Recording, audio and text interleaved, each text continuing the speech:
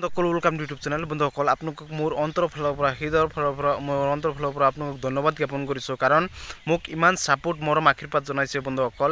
আৰু মোৰ ভিডিঅ'ত মোৰ যিকোনো ভিডিঅ' হওক মই সাধাৰণতে অতিকৈ প্ৰয়োজনীয় ভিডিঅ' হওক ৰাইজৰ বাবে আপোনাৰ সাধাৰণতে মোৰ বন্ধু বান্ধৱী ৰাইজৰ মাক দেউতাকৰ সকলোৰ বাবে আপোনালোকৰ সাধাৰণতে সকলো ৰাইজৰ বাবে অসমৰ প্ৰতিখন সাধাৰণতে জনজাতি ৰাইজৰ বাবে আপোনালোকৰ সাধাৰণতে মোৰ ভিডিঅ' অতিকৈ প্ৰয়োজনীয়, কাৰণ মোৰ চেনেলটোত অসমৰ ৰাইজৰ বাবে সাধাৰণতে দৰকাৰী আপডেটবোৰ দিয়া হ'ব।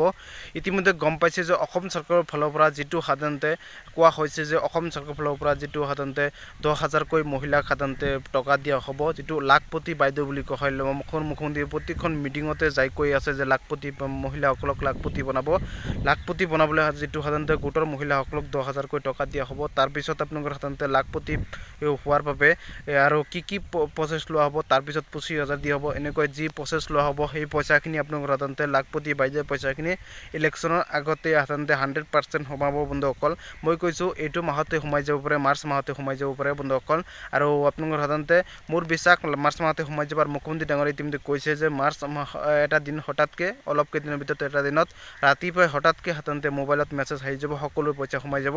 আৰু বহুতে ক'ব আৰু গোটৰ মহিলাসকলক যিটো 10,000কৈ টকা দিয়া হ'ব সেইটো বহুতে কৈ আছে যে বাছি দিয়া হ'ব, ল'ৰা ছোৱালীক দেখাই দিয়া হ'ব। 4জন ল'ৰা ছোৱালী থাকিলে বোলে পইচা দিয়া নহয়, বহুতে কৈছে 3জনলৈ থাকিলে পৰা 3জনলৈ থাকিলে টকা দিয়া হ'ব। এইবোৰ একেবাৰে মিছা বন্ধুসকল। ইলেকশ্যন আহিছে, সকলোকে পইচা দিয়া হ'ব 100%। মই কৈছোঁ আৰু এই 40 লাখ মহিলাকে সাধাৰণতে দিয়া হ'ব। আৰু লাখপতি মহিলাৰ সাধাৰণতে টকাসমূহ কেতিয়া সোমাব মুখ্যমন্ত্ৰী ডাঙৰীয়াই প্ৰতিদিনে ঘোষণা কৰি আছে।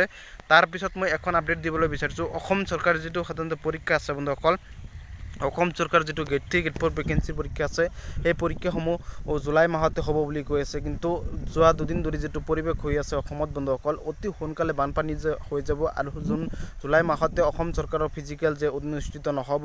আৰু মুখ্যমন্ত্ৰী ডাঙৰীয়াই কৈ আছে, কিন্তু হ'লেতো ভালে, ময়ো প্ৰিপাৰেশ্যন কৰি আছোঁ। আৰু আপোনালোকৰ সাধাৰণতে গেট 3 গেট 4 ভেকেঞ্চিৰ বাবে প্ৰিপাৰেশ্যন কৰি আছোঁ। আৰু সকলো ল'ৰা ছোৱালী প্ৰিপাৰেশ্যন কৰিছে, অসমৰ লাখে ল'ৰা ছোৱালী প্ৰিপাৰেশ্যন কৰিছে, 20-30 লাখ ল'ৰা ছোৱালী প্ৰিপাৰেশ্যন কৰি আছে বন্ধুসকল। হ'লে পৰীক্ষা হৈ গ'লেতো ভালেই আছিল বন্ধুসকল। যদি আপোনালোকৰ যিটো বানপানী জুলাই মাহত পৰিৱেশ থাকে বন্ধুসকল, কেনেকৈ সম্ভৱ হ'ব আপোনালোকৰ মতামত কমেণ্ট বক্সত জনাব। আৰু ভিডিঅ'টো ইমান শ্বেয়াৰ কৰি দিব। আপোনালোকৰ মই চাম যে আপোনালোকে কিমান মোক ছাপোৰ্ট কৰিব পাৰে, আৰু মোৰ ভিডিঅ'টোত কিমান শ্বেয়াৰ কৰি দিয়ে আপোনালোকক মই দেখাই দিম। আৰু সকলোৱে মোক ছাপোৰ্ট কৰিব, আশীৰ্বাদ জনাব। আপোনালোকৰ প্ৰতিটো খবৰ প্ৰতিটো আপডেট যাতে মই দায়িত্ব সহকাৰে দিব পাৰোঁ। আৰু আপোনালোকৰ ছাপোৰ্ট মৰম আশীৰ্বাদৰ বাবে মই সকলো সময়তে আপোনালোকক সহায় কৰিম, আৰু আপোনালোকক ছাপোৰ্ট কৰিব, আৰু আপোনালোকক সময়মতে আপডেট দিবলৈ চেষ্টা কৰিম বন্ধুসকল।